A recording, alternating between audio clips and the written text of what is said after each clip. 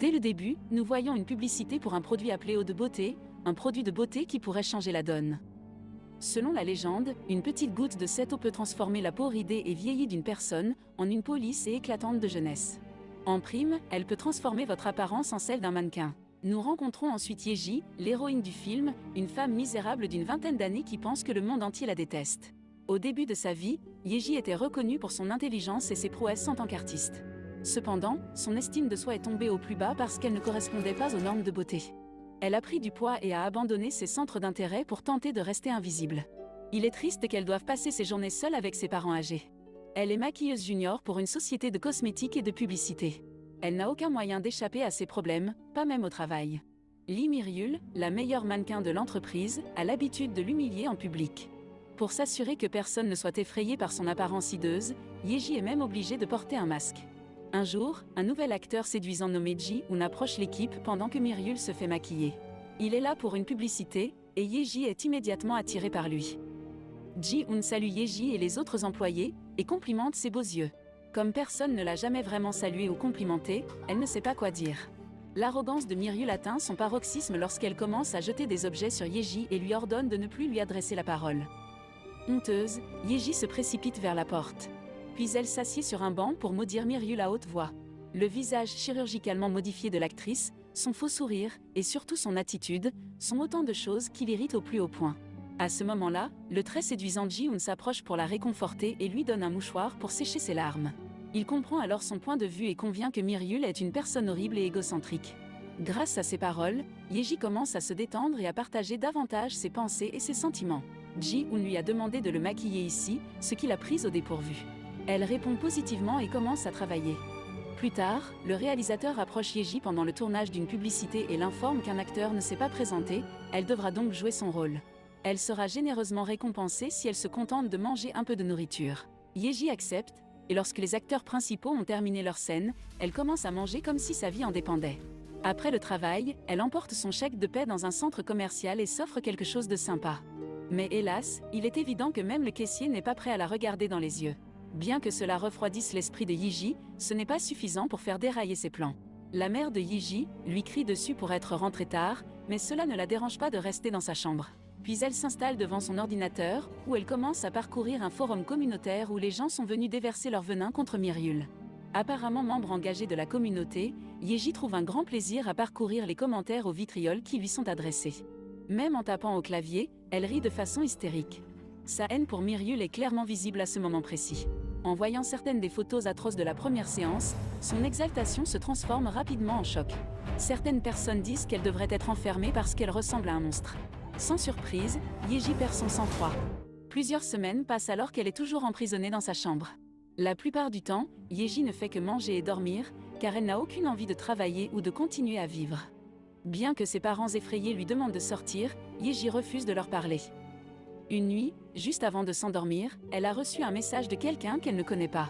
Selon le message, elle a gagné un produit de chirurgie esthétique. Yeji, cependant, ignore le message comme étant un spam et va se coucher. Le lendemain, elle est déconcertée lorsqu'un paquet apparaît sous son porche. Il contient 2 bouteilles d'eau de beauté, l'adresse de l'expéditeur et une clé USB avec un mode d'emploi. Le produit cosmétique commercialisé au début du film s'appelle Eau de beauté. Yeji commence à regarder la vidéo du mode d'emploi, dans laquelle une femme obèse semblable à elle décrit les étapes. L'eau de beauté doit être versée dans un bol et utilisée en y plongeant son visage pendant exactement 20 minutes. Pendant cette démonstration, Yeji observe avec horreur le visage autrefois rond de la femme qui commence à se ratatiner. Elle a même recours à un couteau et procède à une transformation radicale de son apparence. La révélation finale est celle d'une belle jeune femme. Même si ce qu'elle voit choque Yeji, elle est prête à essayer le produit car elle n'a eu que des coups de malheur dans sa vie. Après quelques instants d'attente, elle sort de sa chambre, mais cette fois, c'est une autre personne qui apparaît. Son nouveau visage angélique ne s'accompagne cependant d'aucun changement physique. En effet, elle n'a pu utiliser l'eau de beauté que sur son visage. Maintenant qu'elle sait que le produit fonctionne, Yeji en veut plus et se rend à l'adresse indiquée sur le paquet. Elle marche un moment, arrive finalement dans un immeuble louche et monte au 7e étage. La porte s'ouvre après qu'elle ait donné son nom à la caméra de sécurité. Une fois à l'intérieur, elle tombe sur la même femme que dans la publicité pour l'eau de beauté. Gina est le nom de cette belle femme. Yeji est émerveillée par son apparence et demande à subir la même transformation, mais Gina lui rappelle qu'avec un grand pouvoir vient une grande responsabilité. Elle affirme qu'il faudra entre 200 000 $ et 30 bouteilles d'eau de beauté pour changer complètement l'apparence de Yeji. Yeji rentre chez elle, déterminée à changer et demande l'argent à ses parents. Ils sont choqués par la somme de 200 000 $ et refusent de donner l'argent. Yeji, cependant, est devenue tellement dépendante du produit qu'elle menace de prendre des mesures extrêmes. Pour les culpabiliser davantage, elle leur raconte en détail les fois où elle a dû endurer des épreuves seule parce qu'ils étaient absents. Dans la scène suivante, Yeji semble avoir convaincu ses parents, car elle rapporte un sac dans l'appartement louche. Elle donne ensuite à Gina l'argent pour commencer le processus. Alors qu'elle est immergée dans une baignoire d'eau de beauté, Gina commence à modifier chirurgicalement son physique. À son réveil, elle découvre qu'elle est une belle femme. Lorsqu'elle rentre chez elle, Yeji embrasse sa mère choquée et lui dit qu'elle sera une fille sage à partir de maintenant. Mais la seconde d'après, elle demande 5 000 $, disant qu'elle doit investir dans une nouvelle garde-robe pour être en harmonie avec sa nouvelle apparence. Yeji commence alors à dépenser de manière excessive. Elle développe progressivement un complexe de supériorité et prend de plus en plus de distance avec ses parents au fil des jours. Elle adopte une nouvelle identité en prenant également un nouveau nom. Cependant, elle commence à prendre les traits de sa plus grande némésie, Myriul. Néanmoins, Yeji commence également à se faire un nom. Elle utilise sa nouvelle beauté pour attirer un grand nombre de prétendants fortunés et se fait un nom sur les médias sociaux. Un soir, un homme invite Yeji à une soirée privée. Elle accepte sans hésiter car elle sait que tous les top modèles et les riches hommes d'affaires participent à cet événement. Un peu plus tard, elle entre et fait tomber tous les regards avec sa beauté. Les hommes sont choqués, tandis que les femmes sont vertes de jalousie. Lorsqu'Yeji tente de passer de l'autre côté de la piscine pour rejoindre les acteurs qu'elle a vus, un agent de sécurité l'arrête et lui explique que seuls les VIP sont autorisés à entrer. Après cela, Yeji sait désormais que l'apparence seule ne suffira pas à la faire avancer dans sa vie. Peu après, Han, le réalisateur de Myriul, l'aborde alors qu'elle rentre chez elle et lui donne sa carte. Il lui dit qu'elle devrait envisager de devenir mannequin en raison de l'attention que sa séduction susciterait dans le secteur de la publicité. Yeji connaît bien Han car ils ont travaillé ensemble lorsqu'elle était maquilleuse. Malgré cela, elle dit simplement « je vais y réfléchir ». Yeji se demande si elle doit accepter l'offre lorsqu'elle remarque qu'elle a pris du poids à la maison. Elle commence également à avoir des hallucinations de son identité passée, qui était grosse et peu attrayante. Yeji, alarmée, se précipite dans la salle de bain et décide de prendre un autre bain avec de l'eau de beauté. Elle entre dans la salle de bain et règle l'alarme de son téléphone sur 30 minutes.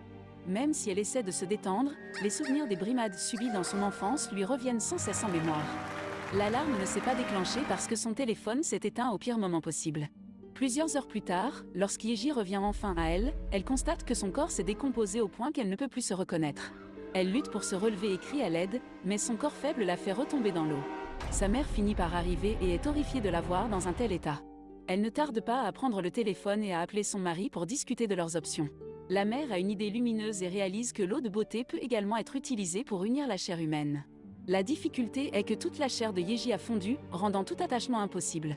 Après avoir exploré toutes les autres possibilités, les parents font le sacrifice ultime. Ils lient d'énormes portions de leur chair à celle de leur fille et la lui donnent. Yeji ouvre enfin les yeux. Elle est toujours aussi laide et terrifiante, mais au moins elle respire encore. Le reflet dans le miroir effraie Yeji, mais ses parents ne peuvent pas être plus fiers. Elle prend donc immédiatement le peu de ressources dont elle dispose et retourne auprès de Gina pour essayer de lui rendre sa beauté d'antan. Malheureusement, les fonds sont insuffisants et Gina refuse de l'aider. Yeji est dévastée par cette terrible nouvelle, et elle supplie de faire tout ce qu'on lui demandera. Gina l'oblige à lui lécher les pieds car elle est une très mauvaise personne. L'opération commence dans la scène suivante, mais Gina ne s'occupe que de son visage et de ses mains. Cette dernière, lorsqu'elle se réveille, est perplexe et frustrée car sa forme physique n'a pas été complètement changée. Gina répond qu'elle ne peut se permettre que de faire remodeler ses mains et son visage. La chair humaine, ajoute-t-elle, est extrêmement rare et donc extrêmement précieuse. Yeji, toutefois, toujours déterminée à poursuivre ses objectifs, implore Gina de procéder à l'opération. Elle dit qu'elle remboursera lorsqu'elle aura réussi en tant qu'actrice. Gina est frustrée par les supplications de Yeji et commence à la traiter de porc par colère. Ce mot déclenche chez Yeji des souvenirs des brimades qu'elle a subies tout au long de sa vie. En conséquence, elle est tellement en colère qu'elle s'en prend à Gina, provoquant une bagarre entre les deux. C'est un combat avec de nombreux rebondissements, mais à la fin, Yeji parvient à tuer Gina. Puis, elle utilise l'eau de beauté pour désintégrer son corps, qu'elle applique ensuite sur elle-même. Yeji est de retour, et elle est plus belle que jamais. Pendant ce temps, la presse rapporte qu'un certain nombre de femmes d'une vingtaine d'années ont récemment disparu. Un exemple flagrant est celui de la célèbre actrice Myriul, qui a brusquement quitté son emploi et a depuis disparu sans laisser de traces. Yeji a saisi l'occasion et a commencé à travailler pour la même agence de publicité, gravissant rapidement les échelons pour devenir la meilleure actrice de l'entreprise. Elle a enfin atteint les objectifs de beauté, de popularité et de réussite financière qu'elle s'était fixés tout au long de sa vie.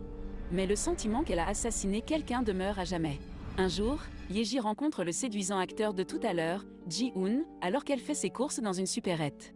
Tous deux s'entendent bien et commencent à passer beaucoup de temps ensemble. Après tout ce temps, Yeji ne peut toujours pas oublier que Ji-hoon était la seule personne qui la soutenait et la rendait heureuse, même lorsque tout le monde la regardait de haut. D'un autre côté, il n'a aucune idée que la femme à qui il parle est la même maquilleuse obèse qu'il a rencontrée quelques mois auparavant.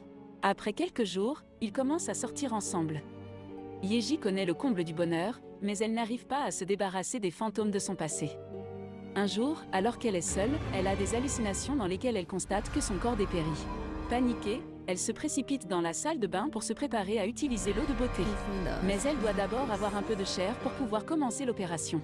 Elle fait donc chanter ses parents, frêles et mal nourris, pour qu'ils lui donnent de la chair. Mais lorsqu'ils se mettent à pleurer, Yeji commence à reconsidérer sa décision. Elle se rend compte qu'elle a eu des hallucinations en regardant son reflet dans le miroir. Plus tard dans la nuit, Yeji et Ji-hoon ont un autre rendez-vous et se plaisent à être ensemble. Dans un geste très inattendu, il sort une bague et la demande en mariage, et elle accepte. Ils se rendent ensuite chez Ji-hoon pour dîner. Yeji remarque qu'il y a quelque chose d'étrange dans la photo de famille qu'ils ont. Sa famille se compose de ses parents et de 2 sœurs, dont l'une est ravissante et l'autre d'apparence moyenne. Ji-hoon, quant à lui, dit que sa préférence va à sa jeune sœur. Il fait visiter sa maison à Yeji, puis se dirige vers la cuisine pour commencer le dîner. Par inadvertance, elle entre dans sa chambre et trouve un paquet sur son bureau. Lorsqu'elle l'ouvre, elle voit des flacons de produits cosmétiques et est choquée. En poursuivant son exploration, Yeji découvre les effets personnels de chacune des filles récemment disparues. Cela confirme à Yeji que le tueur était Ji-hoon depuis le début, et qu'il la poursuit activement en ce moment. Elle tente de s'échapper, mais Ji-hoon la rattrape dans sa course et l'assomme. Elle se réveille dans une salle de bain, où elle a été attachée en position inversée. Puis Ji-hoon se dévoile et admet qu'il est la fille la plus laide de la photo. Ayant été harcelé et critiqué pour son apparence toute sa vie, il a décidé de subir une transition de genre et de vivre comme un homme. Et pourtant, ce n'était toujours pas suffisant. C'est alors qu'il a découvert le charme de l'eau de beauté. Il finit par en devenir dépendant et enlève d'autres jeunes femmes, dont Miryul, pour satisfaire son appétit sexuel. Ji-hoon ajoute que les caractéristiques physiques des filles étaient prises en compte lors du processus de sélection. En fait, il a fondé une agence de publicité dans le but exprès d'attirer à lui des femmes séduisantes. Non seulement Miryul a démissionné, mais maintenant Yeji l'a fait aussi. Ji-hoon soupçonnait depuis le début qu'elle était la même artiste cosmétique. Ses yeux étonnants ont été le facteur décisif dans sa décision de l'ajouter à sa collection. L'identité de Yeji a été révélée par les mêmes yeux qui l'ont démasqué. Et avec cela, Ji-hoon sort un couteau chirurgical et l'extrait de ses yeux. Il les attache lentement à ses jambes. Comme les autres filles, Yeji fait désormais partie de lui. Han, le réalisateur complice, trouve une autre belle femme et lui donne sa carte de visite alors que le film se termine. N'oubliez pas de liker, de partager vos impressions sur le film et de vous abonner pour recevoir le prochain film épique en miniature.